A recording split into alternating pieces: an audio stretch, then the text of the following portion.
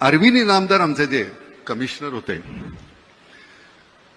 त्यांची एक पद्धत होती बोलण्याची, या देवा कसं काय देवा, काय आणू का तुम्हाला, काय देवा. त्यांच्याशी बोलताना एक दिवस ते म्हणाले, नाना मला काही कळत नाही, आमच्या पोलीस खात्यातल्या लोकांना, काही मंडळी ना, सगळ्यांना नाही, पण ते का पैसे खावेसे वाटतात. अहो आम्हाला जेवढा पगार मिळतो का नाही तो खर्च होत नाही हो. त्या माणसाची म्हणजे शेवटपर्यंत अरविंद इनामदारांच्या घरी ब्लॅक अँड व्हाईट टीव्ही होता, अरविंद इनामदार गेले तेव्हा सुद्धा.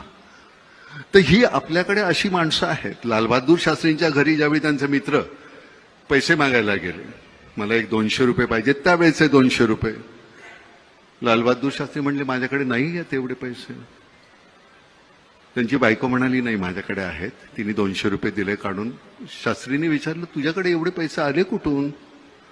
ती म्हणली नाही, दर तुम्ही पगारातून देताना त्यातले 5-10 रुपये मी वाचवते. त्यांनी गव्हर्नमेंटला पत्र लिहिलं की मला ह्याच्या पुढे माझा 10 रुपये पगार कमी करा.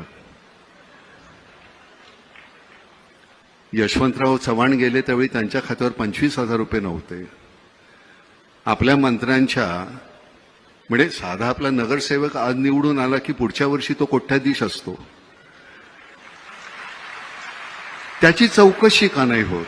म्हणजे मला कळतं की हा भ्रष्ट आहे, पण तुमच्या का नाही लक्षात येत. त्याच्यावर कारवाई व्हायला पाहिजे की नाही एकनाथराव.